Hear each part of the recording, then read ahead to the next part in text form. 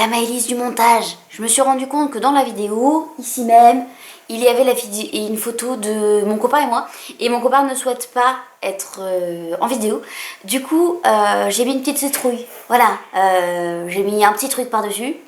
Je pense que je vais mettre une citrouille. Non, ou alors un petit Père Noël, je sais pas. Mais en tout cas, s'il y a un petit truc qui est au fond, là, tout le long, c'est pour les besoins de cacher l'identité de mon copain qui ne souhaite pas être affiché. Voilà, quand on a une boulette, on trouve des solutions. Bon visionnage. Hello, on se retrouve aujourd'hui pour parler des sorties littéraires du mois de décembre 2023. Et en ce mois de décembre, il y a un peu moins de sorties que les 3 mois précédents puisque la rentrée littéraire est terminée et il y a pas mal de maisons d'édition qui sortent moins de livres à cette période-là. Donc on va le faire dans cet ordre-là. Les sorties tome 1 one shot, puis les suites, puis le poche. C'est parti. Le premier livre dont je souhaite vous parler, c'est Le Serpent et les Descendants de la Nuit de Carissa Broadbent qui sort le 6 décembre chez MXM Bookmark. Dans ce livre-là, on suit une jeune fille qui est la descendante du roi mais qui est aussi humaine dans un monde de vampires. Et donc le seul moyen de devenir autre chose qu'une proie, c'est de participer au tournoi organisé par la déesse de la mort qui affronte en fait les 3 maisons principales vampiriques et donc si elle gagne, peut-être que son destin va changer. C'est un livre qu'on a beaucoup vu passer en VO et qui a fait beaucoup de bruit et Nina Quill en a beaucoup parlé et c'est vrai qu'elle m'a donné très envie de le lire, donc c'est un livre que j'attends avec grande impatience. Le deuxième livre que j'ai repéré, c'est L'écho des rêves de Caroline Léger qui sort dans les éditions Les Alchimistes et il sort le 5 décembre. Dans ce livre-là, on suit une jeune fille qui fait partie de la communauté des rêveurs et ils ont la possibilité de se balader dans les rêves d'autrui.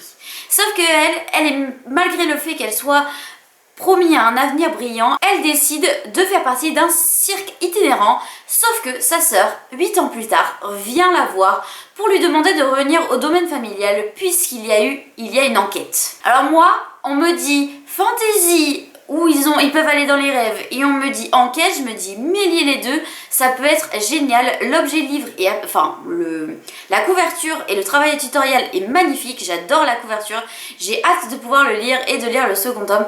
J'espère que j'aurai mis en lumière un livre qui sera peut-être un peu moins connu et moi j'ai très hâte de le lire. Le troisième livre dont je souhaite vous parler, c'est Ce cœur empoisonné de Kaylin Byron qui va sortir le 7 décembre chez De Sexus.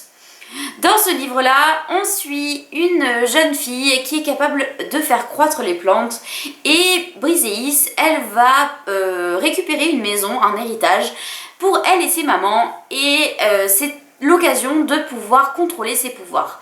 Mais il y a des intrus qui vont rentrer dans cette maison et finalement ça va pas du tout se passer comme prévu. C'est l'autrice qui a écrit Cendrillon est morte que j'ai lu il y a quelques mois et que j'avais plutôt bien aimé malgré que ce soit un peu court. Là c'est un peu le même problème, c'est que c'est un one shot et du coup j'ai un petit peu peur que ça me fasse pareil et de me dire bah en fait il m'en manque, j'aurais aimé en avoir plus. Donc je ne sais pas si je vais me jeter dessus alors que l'objet livre est vraiment magnifique, le jaspage est très joli, ils ont fait un super travail. On passe ensuite aux suites de saga et là il y en a la masse. Je commence par vous parler de 2 sorties qui vont avoir lieu dans la maison d'édition de Sexus, mais pour le moment nous n'avons pas de date précise. On sait que ça sort au mois de décembre mais on sait pas quel jour. Le premier, c'est la suite de Les Chevaliers de Sombre Cœur de Laura Eve qui est sortie il y a quelques mois et il y a eu pas mal de retours mitigés. J'ai pas bien compris le résumé mais en gros c'est 2 chevaliers qui sont remplacés et au lieu d'être sur des chevaux ils sont sur des motos. C'est un rebelle qui va devenir roi et il y a une fille partie, tout ça. J'ai pas tout bien compris, mais il y a de la magie, mais c'est interdit. Voilà, c'est tout ce que j'ai compris. Le résumé, je l'ai peut-être pas lu avec assez d'assiduité pour le comprendre correctement. Mais en tout cas, il y a donc le second tome qui sort, qui s'appelle Black Heart Ghost en anglais. Je ne sais pas s'ils vont remanier le titre. Je suppose, puisque le premier est en français. Je suppose que le deuxième va changer. Le second livre qui sort chez De Sexus sans date, c'est le second tome de Les Extraordinaires de TJ Klune.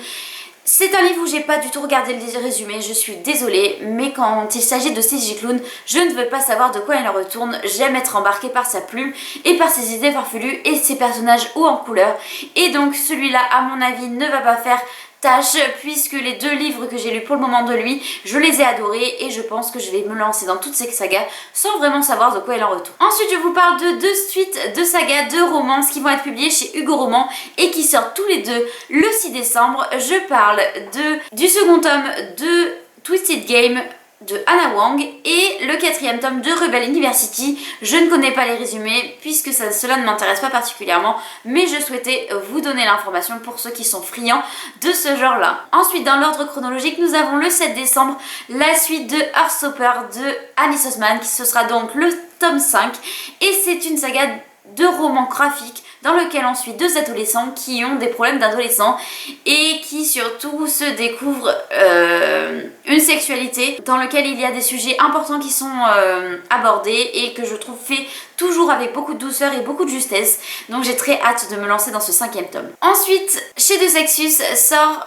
le 2e tome de la saga de Stephanie Garber, donc la saga spin-off de Caraval, que j'ai trop hâte de lire mais que j'ai toujours pas commencé, donc je n'ai pas lu le résumé de celui-ci puisque je ne veux pas me spoiler la trilogie principale. Je parle donc de Et ils vécurent malheureux à jamais de Stephanie Garber. Je sais que tout le monde l'a adoré, je sais que le premier tome a été un coup de cœur pour beaucoup de monde, je sais que sur la sphère anglophone ça a fait beaucoup de bruit, ceux qui ont eu la possibilité de lire les 3 tomes en anglais ont adoré, je pense notamment à Book Dreamer qui est tombé littéralement amoureux de Jax, je ne sais pas qui c'est mais visiblement il est dans le livre. J'ai très hâte de me lancer dans Caraval pour pouvoir découvrir cette saga spin-off qui visiblement fait chavirer les cœurs. Donc, vous avez l'information si jamais vous avez besoin et moi, je le garde pour dans une éternité approximativement. Également chez De Sexus sort le 2e tome de Gilded de Marissa Meyer qui se prénomme Cursed et sort également le 7 décembre. C'est donc une réécriture du conte de Rumpelstiltskin et visiblement le rythme est très lent dans ce livre là mais l'univers est très bien fait. C'est une duologie donc c'est le dernier tome de la saga et ça permettrait de clôturer une saga. J'ai le premier tome dans ma palle, malheureusement je ne l'ai toujours pas sorti et je voulais le faire avant que le deuxième tome sorte, mais à mon avis je vais pas y arriver hein. Vu qu'il sort le 7 décembre, nous sommes actuellement le 17 novembre, je pense que non, je vais pas y arriver, je pense pas. Mais au moins je l'aurais acheté avant. Voilà. Bref, on continue. Ensuite le 29 décembre sort le 3e tome du Trône des magiciens de Jupiter Phaeton, qui est un roman auto-édité dans lequel on suit une jeune fille qui n'a pas de pouvoir et donc qui est partie de son monde, sauf que le roi des magiciens est mort et elle assiste à l'enterrement et finalement il va se passer des choses absolument incroyables. Le speech de base me plaît énormément, j'ai toujours pas commencé cette saga mais elle me fait grandement de l'œil et c'est vrai que les services presse que peuvent recevoir certaines booktubeuses font très envie puisque l'autrice n'a pas fait les choses à moitié, ça a beau être de l'auto-édité, elle a fait vraiment des vrais packaging, elle avait vraiment une idée derrière, c'est vraiment super agréable. Et enfin le 31 décembre sort le tome 10 d'été meurtrier d'Oxford qui a été écrit par H.F. Anna. C'est une saga de Cozy Mystery qui fait beaucoup de bruit et qui visiblement est très agréable à lire. C'est vrai que moi personnellement j'aimerais terminer la saga de Meurtrier et Pépites de chocolat de Anna Fluke. Non, les enquêtes d'Anna Swanson et de Joanne Fluke. C'est mieux.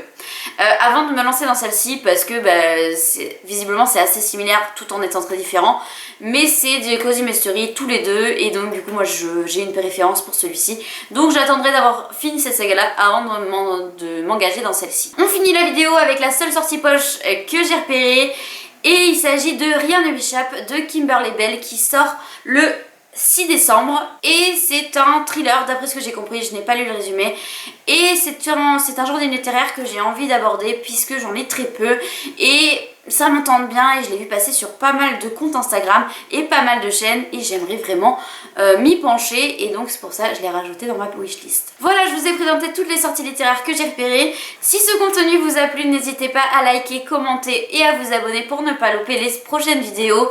Et sur ce, je vous souhaite une excellente semaine et surtout, prenez soin de vous.